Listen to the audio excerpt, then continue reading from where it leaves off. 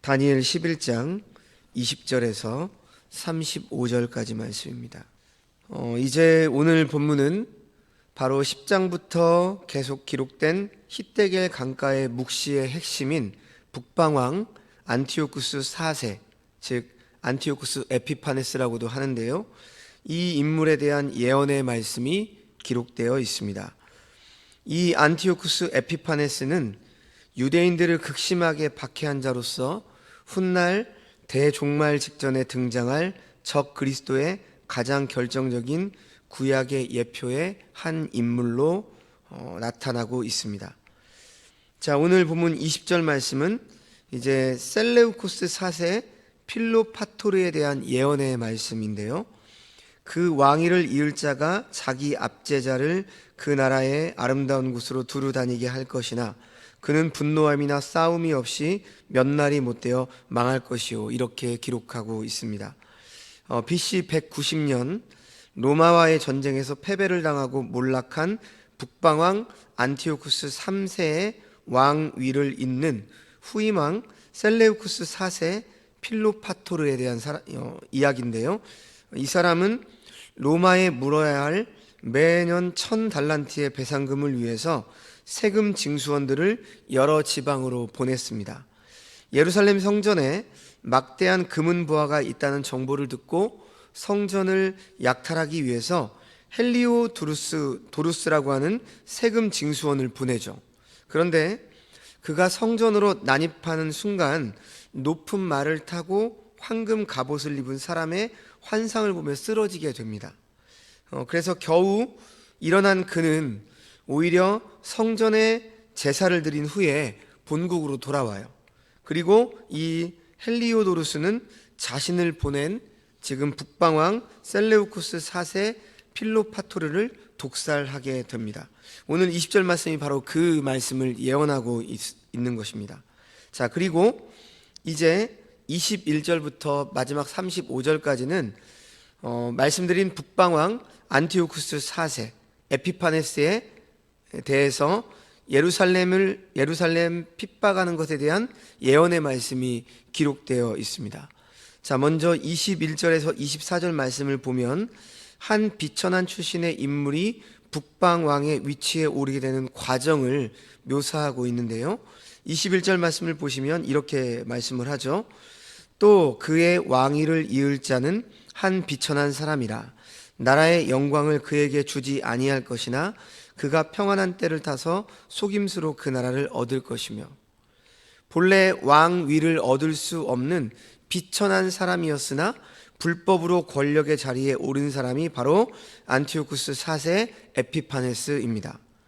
정치력이 뛰어났던 이 에피파네스는 어린 조카들에게서 왕위 계승권을 빼앗고 대신 왕이 됩니다. 지금 본문에서 그가 평안할 때 속임수로 그 나라를 얻을 것이며 이렇게 기록하고 있는데, 그는 조카를 공동 통치자로 내세워서 섭정 정치를 하다가 권력을 완전히 장악한 후에 그 조카를 제거해버리죠. 이렇게 힘을 키운 에피파네스는 그 세력이 막강해서 그 누구도 그 세력을 무너뜨리지 못했습니다. 자, 그래서 22절부터 27절은 거짓으로 나라를 차지한 안티오쿠스 에피파네스의 승리와 번영과 형통에 대한 예언이 기록되어 있죠. 속임수를 써서 나라를 차지한 에피파네스는 자신이 북방왕, 그러니까 시리아 지역이거든요. 이 북방왕이 되는 것을 반대하여 쳐들어온 남방왕, 즉 애굽의 필로메토르 이 왕의 군대를 속임수를 써서 격파를 했고요. 그와 동맹을 맺고 왕위에 오른 자도 축출을 합니다. 자, 지금 22절 말씀을 보면 넘치는 물 같은 군대, 이런 표현이 있는데요. 이 표현은 바로 필로메토르의 군대를 가리키고요. 동맹한 왕이라고 하는 것은 에피파네스의 이 후원으로 유대 자치정부의 수반이 된 대제사장인 오니아스라고 하는 인물을 가리킵니다. 자, 그런데 이 오니아스라고 하는 대제사장이 자신이 아니라 남방 왕, 그러니까 애굽왕을 지지하는 것을 알고 그를 대제사장에서 패해버리고 대신 야손이라고 하는 사람을 에피파네스가 임명을 시킵니다. 그래서 계속된 23절과 24절 말씀을 보면 이 에피파네스의 행적이 기록되고 있는데 그 특징이 뭡니까? 계속해서 거짓되고 속이고 노략하고 탈취함으로 승리와 번영을 이루고 있는 것을 보게 됩니다. 그러니까 세상이 이렇다는 거죠. 세상의 권력은 언제나 속이고 노략하고 탈취하는 그러한 개념으로 이 세상은 돌아간다는 거죠. 자, 25절에서 27절 말씀을 보시면 이 북방왕 안티오쿠스 4세 에피파네스와 남방왕 필로메토르 사이에 2차 전쟁과 그들 사이의 관계에 대한 예언의 내용이 기록되어 있습니다. 25절 말씀, 그가 그의 힘을 떨치며 용기를 다하여 큰 군대를 거느리고 남방왕을 칠 것이요 남방왕도 힘이 크고 강한 군대를 거느리고 맞아 싸울 것이나 능히 당하지 못하리니 이는 그들이 계략을 세워 그를 침이라. 북방왕 안티오쿠스 에피파네스에 대항해서 남방왕 필로메토르도 힘이 크고 강한 군대를 모아서 싸우지만 26절 말씀을 보면 남방왕의 음식을 먹는 자들이란 표현이 나오고 있는데요. 이 말씀은 바로 남방왕 필로메토르의 신하들이 북방왕인 에피파네스에게 매수를 당합니다. 그래서 역모를 일으키고요. 결국 남왕국이 패배할 것임을 말씀하고 있는 것입니다. 그래서 포로로 잡히는 신세가 되어서 이 남방왕인 필로메토르는 안티오쿠스 에피파네스와 27절 말씀처럼 어떻게 합니까? 한 밥상에 앉았을 때, 지금 이렇게 말씀이 나와 있죠. 그러니까 이것은 무슨 말씀이냐면 둘이 이제 평화를 위한 협상을 한다는 얘기입니다. 한 밥상에서. 그래서 평화를 위한 협상을 하는데 그들이 어떻게 한다는 겁니까? 서로 속이는 거짓으로 회담이 결렬이 된다는 거죠. 그래서 27절 말씀에 아직 때가 이르지 아니하였으므로 그 일이 이루어지지 아니할 것이라. 이 말씀은 남방 지역을 자기 수중에 두려고 하는 북방왕인 에피파네스의 관계가 완전히 이루어지지 않을 것임을 예언하고 있는 말씀입니다.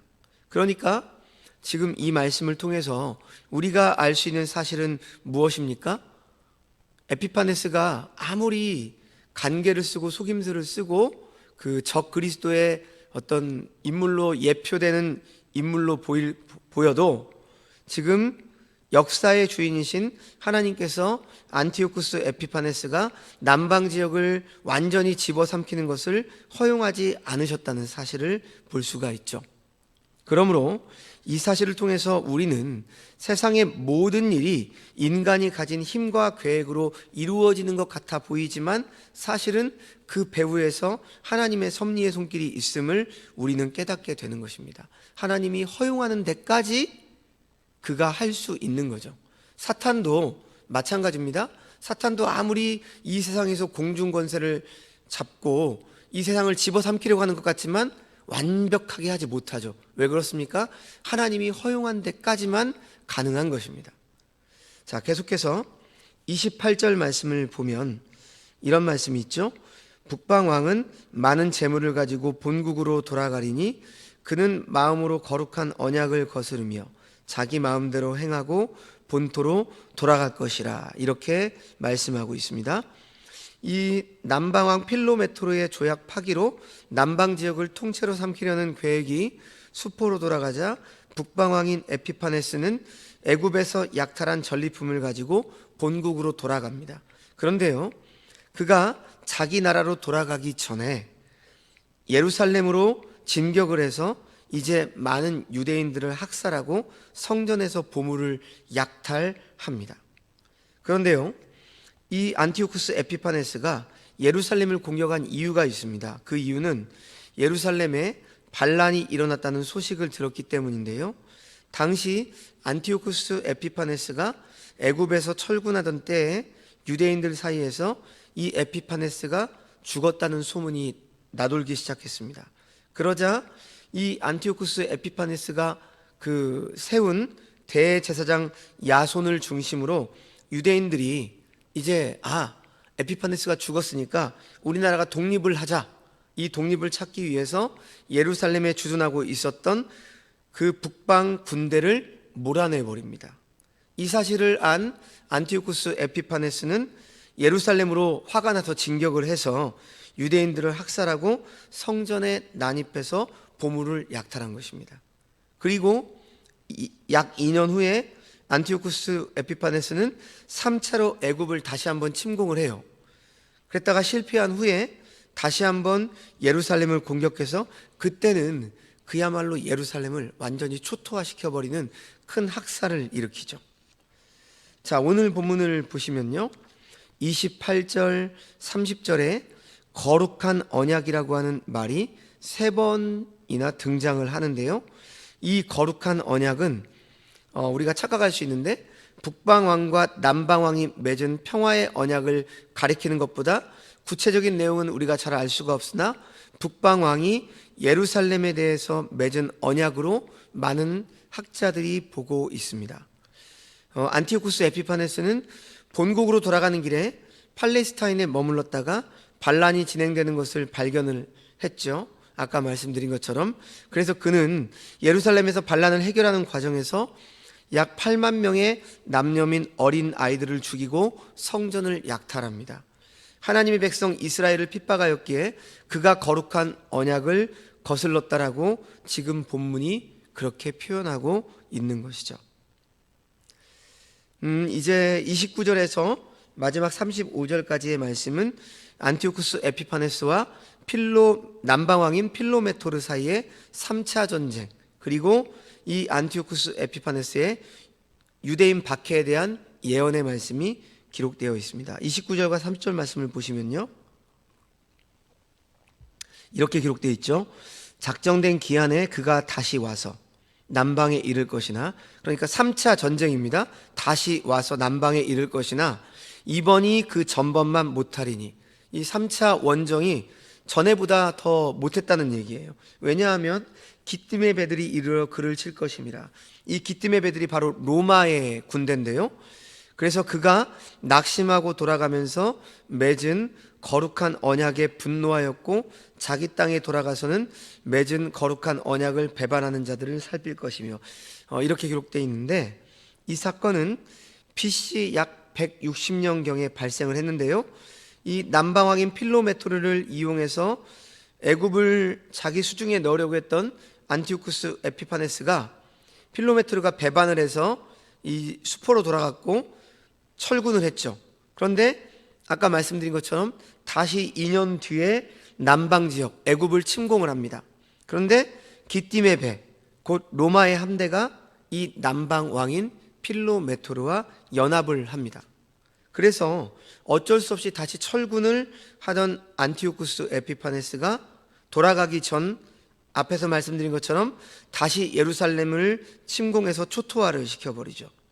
그래서 구약의 외경인 마카비서를 보면 그 당시 약 유대인이 아까 말씀드린 것처럼 8만에서 10만 명가량이 학살이 되고요, 4만 명 정도가 노예로 팔려가고 성전의 보물을 약탈하는가 하면 할례와 제사와 안식일 제도를 폐지를 시켜버리고요, 돼지 고기와 부정한 짐승을 제물로 바치게 했다고 합니다. 그러니까 유대인들이 싫어하는 모든 걸 한 거죠. 그리고 더불어 그 예루살렘 성전은 제우스 올림푸스 신전으로 개명을 시켜버립니다. 그것이 바로 우리가 읽은 30절 후반과 31절에서 예언을 하고 있는 내용이죠. 그러니까 참으로 안티오쿠스 에피파네스는 그 어떤 박해자보다 더 극심하게 유대인들을 박해했습니다. 그의 박해의 정도는 오늘 보면 33절 말씀을 보면 더 자세히 알 수가 있는데요, 지금 33절 말씀을 보시면 백성 중에 지혜로운 자들이 많은 사람을 가르칠 것이나 그들이 칼날과 불꽃과 사로잡힘과 약탈을 당하여 여러 날 동안 몰락하리라, 이렇게 기록되어 있는데, 여기서 칼날, 불꽃, 사로잡힘, 약탈이란 표현이 나오는데요, 이것은 당시 신앙을 지켰던 그 유대인들이 칼로 처형이 되거나 화형대 위에서 죽는 것을 비롯해서 펄펄 끓는 기름 가마 속에 던짐을 당하는 것, 그리고 노예로 팔리는 것, 재산을 몰수해서 쫓겨나는 일, 이러한 것들을 의미하고 있는 표현입니다. 자, 그래서요, 이런 박해와 고난이 극심해서 당시 유대인들 사이에서 환란을 피하기 위해서 하나님에 대한 신앙을 저버리는 일들이 속출했습니다. 자, 그런데요, 32절 말씀에 오직 자기 하나님을 아는 백성은 강하여 용맹을 떨치리라 라는 말씀이 있는데, 지금 이 말씀은 어떤 말씀이냐면 그 당시에 유대 마카비 형제가 있는데요, 이 마카비 형제를 중심으로 율법을 지키고자 한 유대인들이 안티오쿠스 4세 에피파네스에 대항해서 싸우고 있었음을 예언한 말씀입니다. 그러니까 32절 마지막과 33절에 보듯이 자기의 하나님을 아는 백성은 용맹을 떨치고 지혜로운 자들은 많은 사람을 가르치는 행동을 하게 된다는 거죠. 그러니까 이 말씀을 좀 적용을 하면 이 안티오쿠스 4세가 적그리스도의 예표로 되는 인물이라고 말씀을 드렸죠. 그러니까 마지막 때에 그 사단의 세력이 바로 극심한 그 핍박과 환란을 가할 때 이 환란과 핍박을 피하기 위해서 배도하는 사람, 신앙을 저버리는 사람이 있는가 하는 반면에 지금 32절과 33절 말씀처럼 어떤 이들도 있다는 것입니까? 이 적그리스도의 한거에서 믿음을 지키는 의로운 자들이 있게 될 것임을 또한 우리는 이 말씀을 통해서 확인할 수 있는 것이죠. 환난과 핍박의 때 배반하고 돌이키는 자들은 구약의 때나 지금이나 항상 있어 왔습니다. 하나님이 누구신지 바르게 알게 함으로 하나님에 대한 신앙을 결코 버리거나 배반하지 말 것을 끊임없이 가르쳐야 되는 것이 바로 우리의 교회의 사명이죠. 이러한 결과는 세상에서 잘 먹고 잘 사는 것이 아닌 세상으로부터 박해입니다. 자, 마지막 35절 말씀을 보시죠. 또 그들 중 지혜로운 자 몇 사람이 몰락하여 무리 중에서 연단을 받아 정결하게 되며 희게 되어 마지막 때까지 이르게 하리니 이는 아직 정한 기한이 남았습니다. 일부는 신앙을 버리고 타락할 것입니다. 그러나 핍박은 절망하고 포기하게 만드는 것이 아니라 도리어 어떻게 됩니까? 무리 중에 연단을 받아서 정결하게 되는 근원이 되기 때문에 하나님의 사람은 망해도 망한 것이 아니게 된다는 말씀이죠. 세상 사람들 모두가 살아가는 모습을 보며 풍조를 쫓아서 넓은 문과 넓은 길로 그리스도인들 역시 따라가서는 안 되는 것입니다. 시련 속에서도 하나님의 뜻을 믿고 때를 기다리는 이가 하나님을 아는 지혜로운 사람이라고 하는 것이죠. 35절 마지막에 아직 정한 기한이 남았음이라 이렇게 말씀하고 있는데, 예언이 역사 속에서 성취되는 것을 보면서 하나님의 작정하심을 깨닫게 됩니다.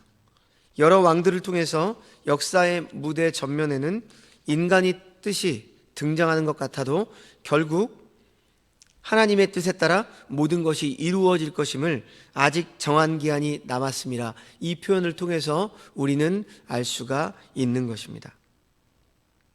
역사의 주인공이 인간이 아님을 바라보며 우리 역시 현재 세상에 일어나는 모든 일을 하나님이 주인공이심을 의식하며 말씀의 관점에서 우리는 해석할 수 있어야 합니다. 다니엘을 통해서 하는 이 일들은 약 400년 동안의 시간을 다루고 있습니다. 400년 후에 일어날 일들을 말씀하시는 하나님은 다니엘이 마치 영원을 살 것처럼 상대하고 계신 것입니다. 그리스도 안에서 영생을 누리며 사는 우리 역시 순간순간마다 세워지고 낮아지는 역사의 자리에서 과연 흔들리지 않을 영원한 가치를 가진 것이 무엇인가를 우리는 늘 고민해야 할 것입니다. 말씀을 마칩니다.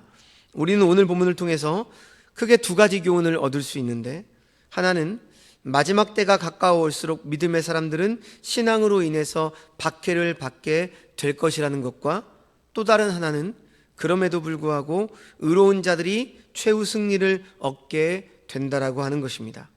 이 두 가지 사실은 믿음에 따라 살고자 하는 자들에게 세상으로부터 오는 불신앙의 도전과 유혹으로부터 승리하기 위해서 어떻게 살아가는지에 대해서 지혜를 주고 있습니다.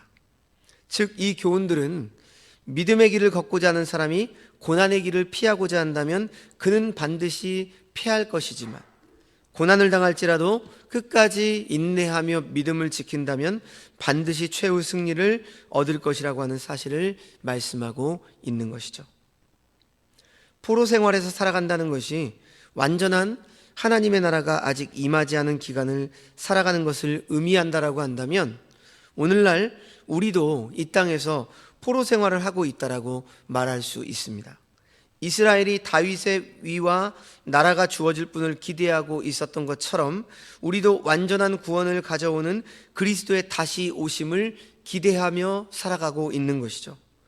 교만과 불신앙으로 인해서 약속을 받는 것에 실패하지 않기 위해서 말씀을 통해 우리에게 여전히 지금 하나님께서는 권고와 경고를 오늘 말씀을 통해서 주고 계신 것입니다.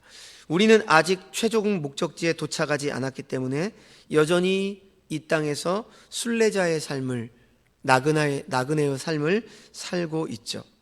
성도는 바로 이러한 나그네 길, 순례의 길에서 하나님을 끝까지 바라보며 원수들의 핍박에도 믿음을 지키는 사람들입니다.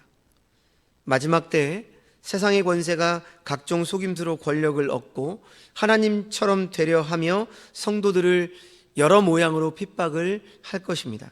하지만 우리는 말씀을 통해 모든 결말을 알고 있는 자들이기에 최후 승리를 얻기까지 주님의 십자가를 사랑하고 붙들며 믿음으로 살아가는 자들입니다.